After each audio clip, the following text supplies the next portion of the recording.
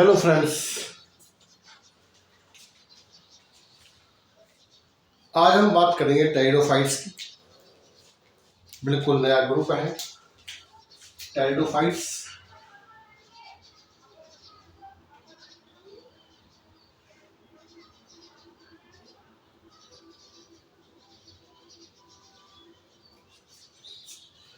Pteridophytes pteridophytes क्या होते हैं? देखिए, पहले तो जो टेरिडोफाइट्स है ये बना है टेरोन वर्ड से।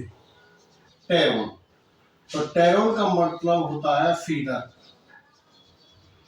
फीडर मीन्स पंख, अर्थात इन पौधों की जो पत्तियां हैं वो पंख के समान होती हैं, इसलिए इनको हम कहते हैं टेरिडोफाइट्स। तो पंख के समान पत्ती वाले जो पौधे हैं उनको नाम दिया गया है टेरिडोफाइट्स। दूसरी बात, ये सबसे पहले वस्कुलर प्लांट्स हैं, मतलब ये ऐसे प्लांट्स हैं जिनके अंदर सबसे पहले संवहन कुल का विकास हुआ। तो इनको हम वस्कुलर प्लांट्स या वस्कुलर क्रिप्टोगेम्स भी कहते हैं। क्रिप्टोगेम्स हम जानते हैं कि क्रिप्टोगेम्स वो पादप होते हैं जिनमें पुष्प का निर्माण नहीं होता, जनन अंग पुष्प नहीं होता है, उन्हें हम कहते हैं क्रिप्टोगेम्स। तो सबसे पहले ब्रायोफाइटा के बाद इनका डेवलपमेंट माना जाता है। तो ब्रायोफाइटा के अंदर संवहन कूल या संवहन तंत्र का अभाव था, तो ये पहले ऐसे पादप आए जिनके अंदर संवहन तंत्र का विकास हुआ। तो ये वस्कुलर प्लांट्स है, वस्कुलर क्रिप्टोगेम्स, यानी कि संवहनी क्रिप्टोगेम्स, अर्थात इनमें संवहन कूल या संवहन तंत्र पाया जाता है। अब संवहन तंत्र के अंदर होते हुए देखो जाइलम एंड फिलोएम, ये हम सभी जानते हैं, जाइलम एंड फिलोएम।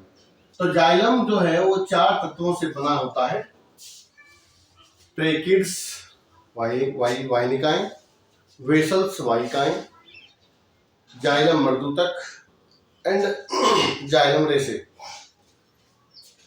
तो इसके अंदर अगर देखा जाए तो केवल ट्रेकिड्स प्रेजेंट होती हैं और फिलोएम के अंदर भी 4 तत्व होते हैं। तो फिलोएम में सह कोशिकाओं का अभाव होता है। ये इसका एक वो है कि इसमें जो वाहिनिका है वो प्रेजेंट होती है,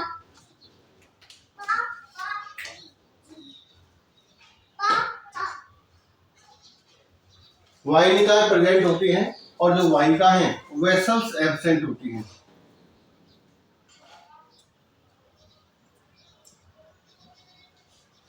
इसमें जो कंपेनियन सेल्स या सहकोशिका होती है वो एब्सेंट होती है और अन्य सब चीजें पाई जाती हैं। तो ये एक इनका गुण है कि जाइलम में वाहिकाओं का अभाव होता है और फिलोएम में सहकोशिकाओं का अभाव होता है।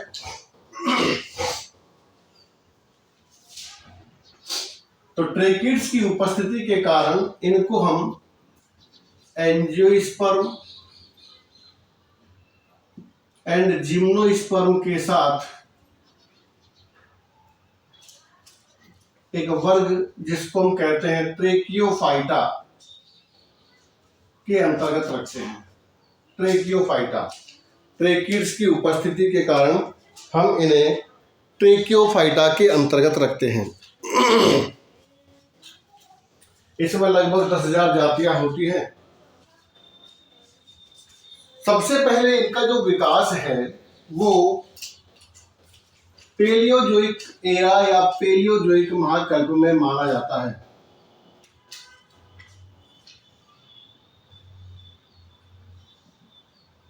पेलियोजोइक महाकल्प में और सिल्यूरियन काल में माना जाता है।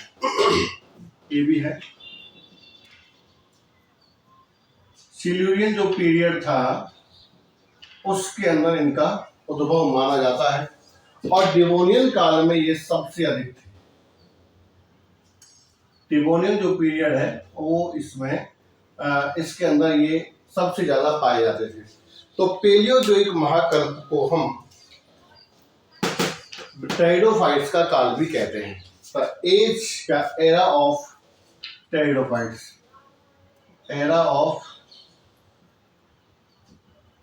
टेरिडोफाइट्स। तो कुछ स्मॉल क्वेश्चंस यहां से बने हैं। उसके बाद जो सबसे ज्यादा इंपॉर्टेंट क्वेश्चन है वो ये है कि इन टेरिडोफाइट्स को हम प्लांट किंगडम का रेप्टाइल्स भी कहते हैं। इसमें ऐसे प्राइमेटिव यानी कि आद्य जीवित और जीवाश्मीय टेरिडोफाइट्स को रखा गया है। या जीवाश्मीय जो छोटे पादप हैं उनको रखा गया है, तो इसलिए इसको हम रेप्टाइल्स के अंतर्गत, यानी कि ये सबसे पहले पादप हैं जो जमीन पर आए। इससे पहले जो ब्रायोफाइट्स थे, एल्गी थे, उनको जीवन के लिए या जीवन चक्र को पूरा करने के लिए जल की आवश्यकता थी, लेकिन ये पहले ऐसे पादप हैं जो अपना जल संवहन तंत्र के द्वारा खुद ले सकते थे, इसलिए इन्हें रेप्टाइल्स कहा गया है। सरीसृप, पादप जगत के सरीसृप।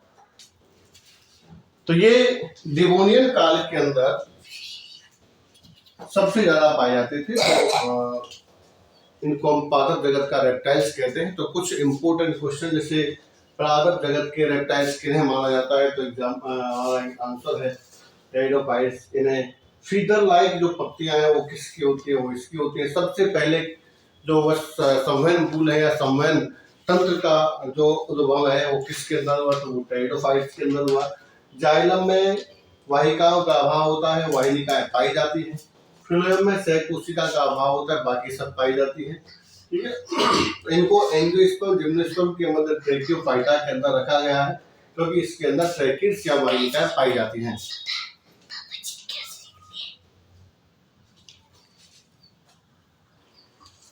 तो उसमें ट्रैकियोफाइटा के अंदर इसको रखा गया है। अब हम पढ़ते हैं या आगे बढ़ते हैं धीरे धीरे, तो हम टेरिडोफाइट्स के जो मेन कैरेक्टर्स हैं, जिनके आधार पर हम कह सकते हैं कि ये टेरिडोफाइट्स हैं, उन लक्षणों को एक एक करके जानने की कोशिश करेंगे। तो आज का हमारा जो वीडियो है या जो लेक्चर है वो भी यही है, टेरिडोफाइट्स जनरल इंट्रोडक्शन, सामान्य परिचय। Pteridophytes and introduction.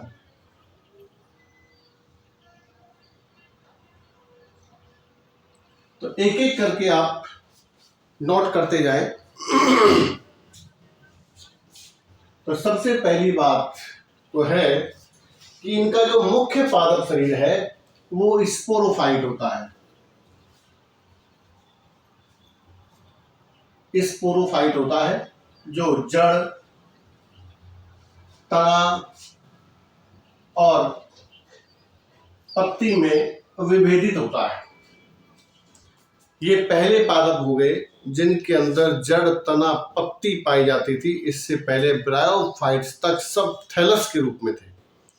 जड़, तना, पत्ती का अभाव था। जो पादप शरीर है वो थैलस के रूप में था। ये पहले पादप हो गए।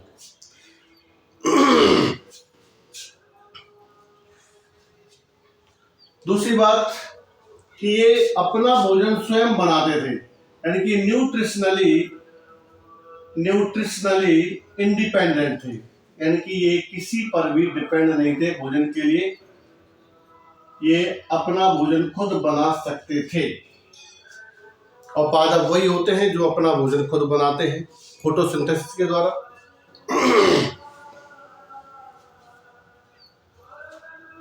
इनकी जो एनुअल रेंज है ये एनुअल से, यानी कि ये वार्षिक से और बहुवार्षिक पेरेनियल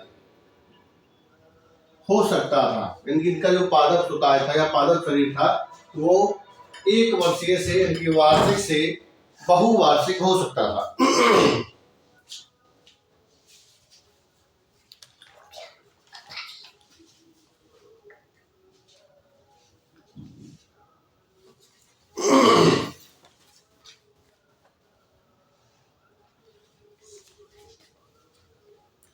मतलब मुख्यतः जो मुख्य रूप से जो टाइलोफाइट्स होते हैं ये ज्यादातर स्थलीय होते हैं, टेरेस्ट्रियल होते हैं। लेकिन जो कुछ ऐसे होते हैं जो जीरोफिटिक हैं। मोस्ट यानी कि मुख्य रूप से जो टाइलोफाइट्स प्लांट हैं ये टेरेस्ट्रियल स्थलीय होते हैं।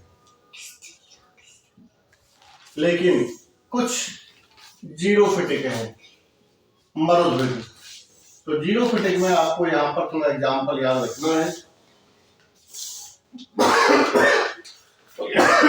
ये कई बार पूछा जाता है कि किसी एक जीरोफिटिक प्लांट का नाम लिखिए। तो सिलेजिनेला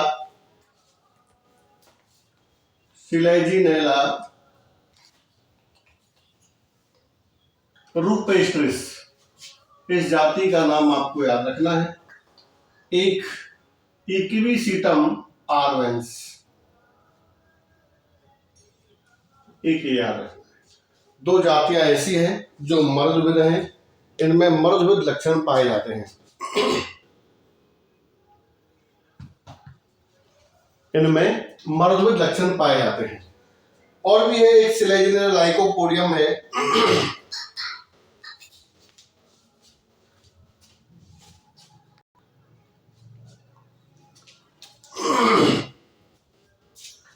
उसके बाद जो रूट है, जड़, वो एडवेंटिशियस है, अर्थात रेशेदार मूल है।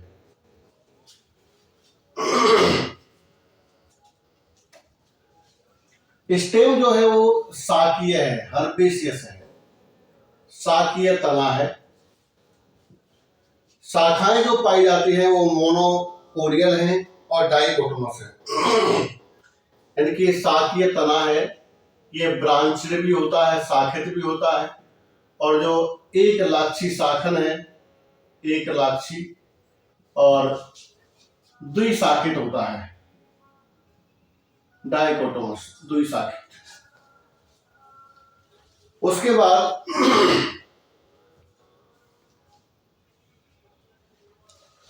लीफ और इनकी जो पत्ती और तना होता है उस पर ट्राइकोम्स होते हैं। रोम, तना व पत्ती पर पाए जाते हैं, तना व पत्ती पर पाए जाते हैं। ये इसके ऐसे कैरेक्टर्स हैं जो शाकीय या हम कह सकते हैं काइक कैरेक्टर्स हैं। उसके बाद जो इसका सबसे बड़ा गुण है वो है कि वेल डेवलप, सुविकसित वस्कुलर सिस्टम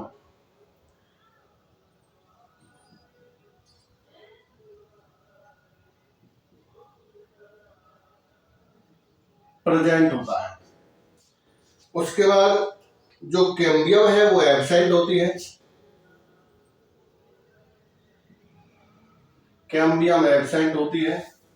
तो जब कैम्बियम एब्सेंट है तो इसका मतलब है कि सेकेंडरी जो ग्रोथ है वो नहीं पाई जाती, सेकेंडरी ग्रोथ एब्सेंट। जब कैम्बियम एब्सेंट है तो सेकेंडरी ग्रोथ भी एब्सेंट होगी। मेन चीज है इसमें स्टील, रंभ। स्टील जो है वो प्रोटो स्टील होती है, प्रोटो स्टील। तो प्रोटो स्टील के लिए एग्जांपल है सिलेजिनेला,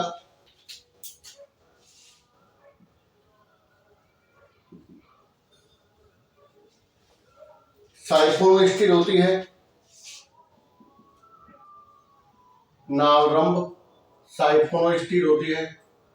और साइफोनो स्टील के लिए एग्जांपल है इक्विसिटम,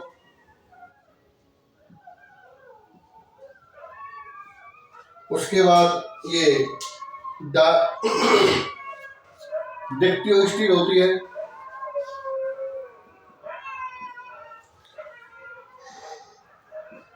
इसके लिए एग्जाम्पल है टेरिस,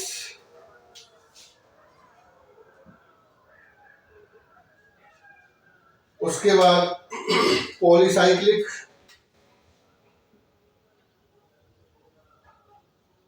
पॉलीसाइक्लिक है तो पॉलीसाइक्लिक में एग्जाम्पल है एंजियोटेरिस।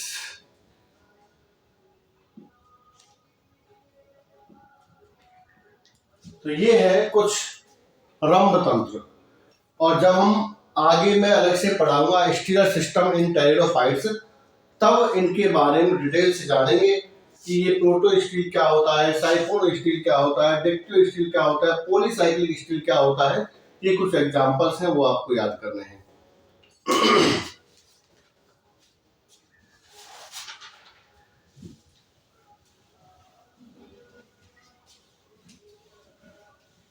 इसके बाद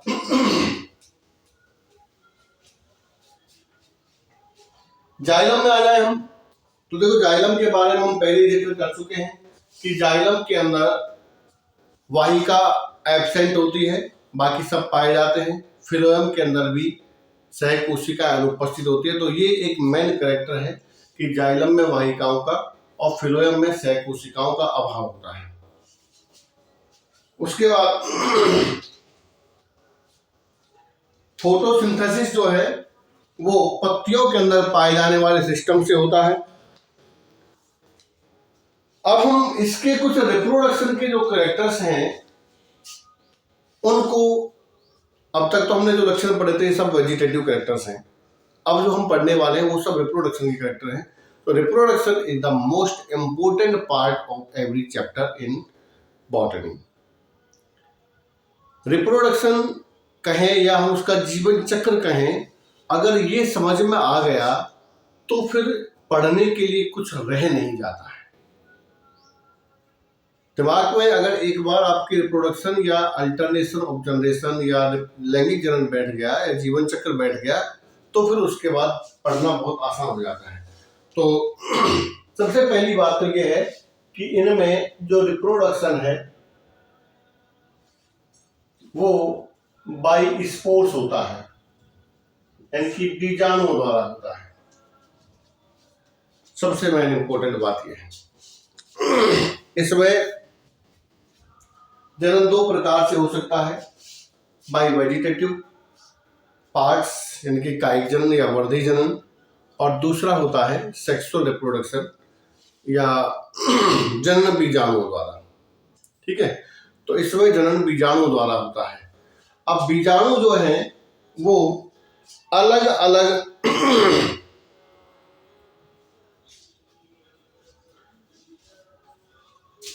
बीजाणु स्पोर्स प्रोड्यूस इन स्पोरेंजिया, यानी कि जो बीजाणु धानी होती है उसके अंदर बीजाणुओं का निर्माण होता है। और जो स्पोरेंजिया है, जो वर्टिकल जो सरफेस होती है लीफ की, उसके ऊपर लगते हैं। वर्टिकल सरफेस के साथ जो स्पोरेंजिया है वो लगती है। और जो एक्वाटिक प्लांट्स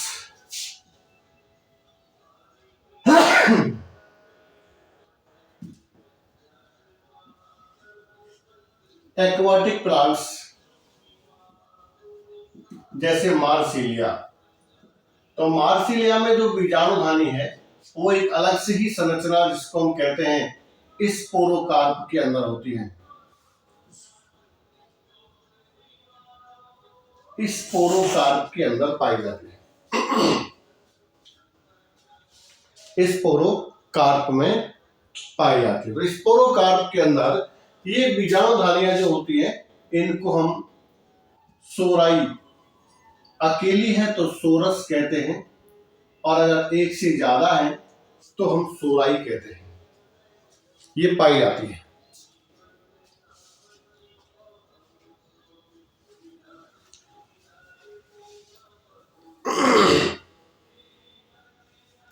अगर जो पादप हैं उनमें जो बीजाणु हैं वो सम बीजाणु भी हो सकते हैं, होमोस्पोर्स भी हो सकते हैं, जैसे कि होमोस्पोरस।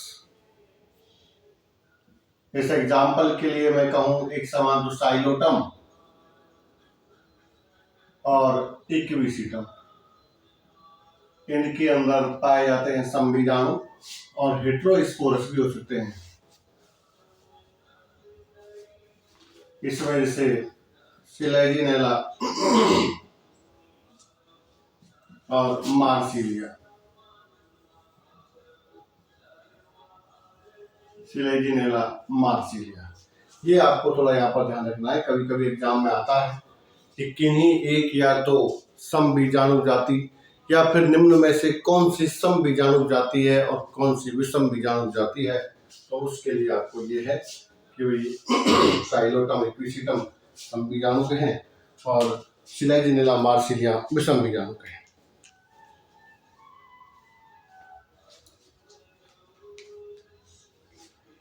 अच्छा, पत्तियां जो होती हैं, जिन पत्तियों पर बीजाणुधानी लगती है, उन पत्तियों को हम कहते हैं स्पोरोफिल। ध्यान रखना भाई कि जिन पत्तियों पर बीजाणुधानियां लगती हैं, उन पत्तियों को हम बीजाणुपर्ण या फिर स्पोरोफिल कहते हैं। ये दो प्रकार की हैं भाई। अगर मान लीजिए ये छोटी पत्तियां हैं या जहां पर लघु बीजाणुधानी बनती है, उनको हम कहते हैं माइक्रोस्पोरोफिल, और जहां बड़ी या लघु गुरु बीजाणु बनती है, उनको हम कहते हैं मेगा स्पोरोफिल। माइक्रोस्पोरोफिल लघु बीजाणुपर्ण, मेगा स्पोरोफिल गुरु बीजाणुपर्ण। तो माइक्रोस्पोरोफिल जो है, इसके अंदर माइक्रोस्पोरेंजिया बनती है, माइक्रोस्पोरेंजिया, और जो गुरु बीजाणुपर्ण है, इसके अंदर मेगा स्पोरेंजिया का निर्माण होता है। और आगे चलें तो इसके अंदर माइक्रोस्पोर बनते हैं और यहां पर बनते हैं मेगा स्पोर। और इस माइक्रोस्पोरेंजिया के अंदर जब इनका निर्माण होता है, तो इसी जगह पर एक बहुत ही नेसेसरी प्रोसेस, जिसका नाम है मियोसिस, अर्धसूत्री विभाजन होता है। इससे अब तक यहाँ हम पढ़ रहे थे कि ये 2n स्पोरोफाइट है, लेकिन यहाँ पर ये n हो जाता है, अगुणित अगुणित हो जाता है। बीजाणुधानियों का जो डेवलपमेंट है वो दो प्रकार से हो सकता है। एक तो होता है यू स्पोरेंजिएट, अभी हम डिटेल से पढ़ेंगे नेक्स्ट अगले जो लेक्चर्स आएंगे उनमें, कि यू स्पोरेंजिएट, और एक होता है लेप्टोस्पोरेंजिएट। ये भी कई बार एग्जाम में आया है कि यू स्पोरेंजिएट या लेप्टोस्पोरेंजिएट प्रकार का डेवलपमेंट क्या होता है। अगर कोशिकाओं के गुच्छे से या कोशिकाओं के समूह से बीजाणुधानी का निर्माण होता है, तो उसे हम कहते हैं यू स्पोरेंजिएट। और अगर अकेली कोशिका से डेवलपमेंट होता है, तो उसे हम कहते हैं लेप्टोस्पोरेंजिएट।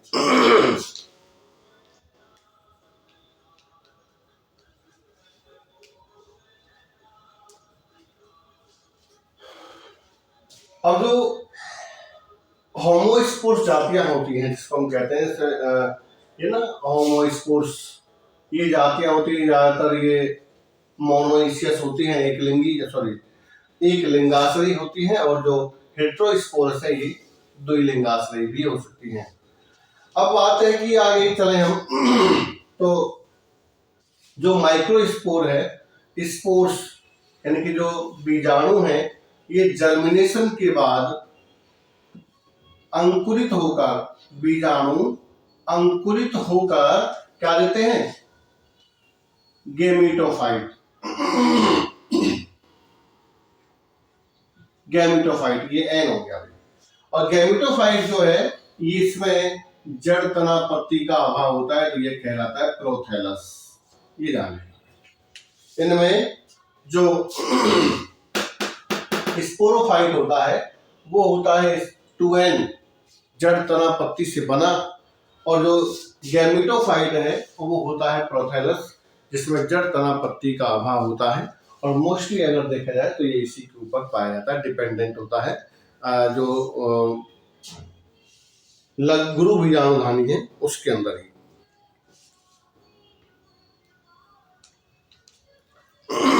अब आगे चले हम, तो जो प्रोथैलस है, ये प्रोथैलस ये थैलस के अंदर धसा भी हो सकता है और ये प्रोजेक्टिल भी हो, मतलब प्रोजेक्शन उद्वर्ध के रूप में बाहर निकला हो सकता है।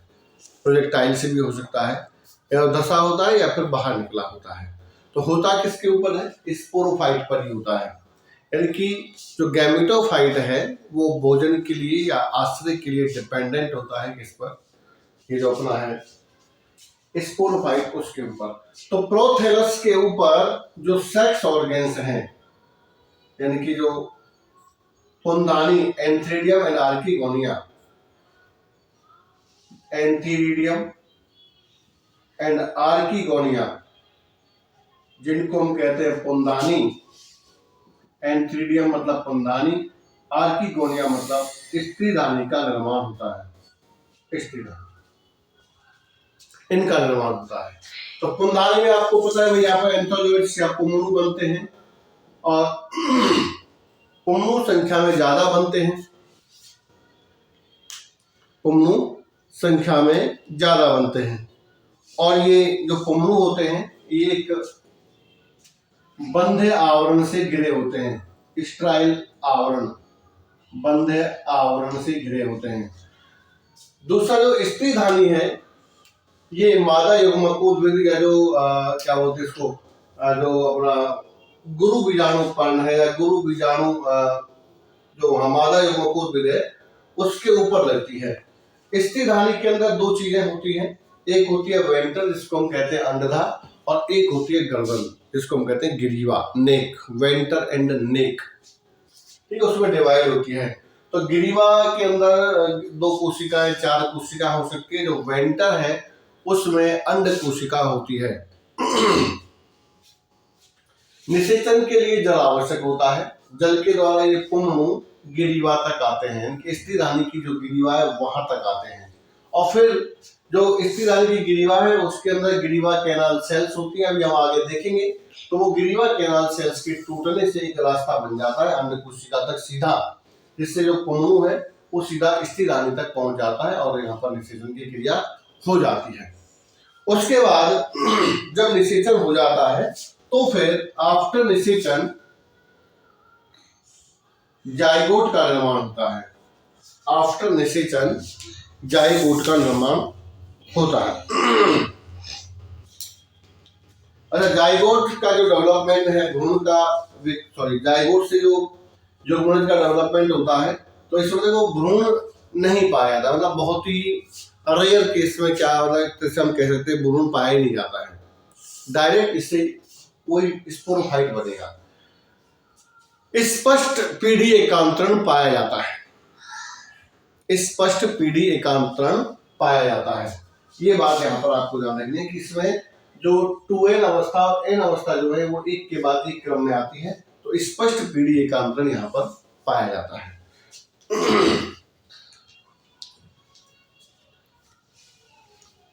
तो ये कुछ कैरेक्टर्स हैं टेरिडोफाइट्स के, जिनके आधार पर हम कह सकते हैं कि ये जो इस तरह के गुण रखने वाले सभी प्लांट्स टेरिडोफाइट्स होते हैं। नेक्स्ट लेक्चर में हम मिलते हैं टेरिडोफाइट से संबंधित कुछ और तथ्य लेकर, जिसमें हम मोस्टली डेवलपमेंट के बारे में देखेंगे। जहाँ इस जगह पर कुछ छोटी छोटी चीजें रह गई हैं, जैसे तो लेप्टोस्पोरेंजिएट, यूस्पोरेंजिएट ये पढ़ेंगे। एक भ्रूण का परिवर्तन या जो युग्मनज का डेवलपमेंट है वो कैसे होता है, युग्मनज से आगे डेवलपमेंट कैसे होता है वो देखेंगे। इसमें ध्रुवता भी पाई जाती है, वो ध्रुवता भी देखेंगे। तो सब चीज़ों को हम धीरे धीरे एक एक करके समझते चलेंगे। आज के लिए इतना ही। Thank you very much. आप मेरे वीडियो देखिए, लाइक कीजिए, कमेंट कीजिए, शेयर कीजिए। Thank you very much.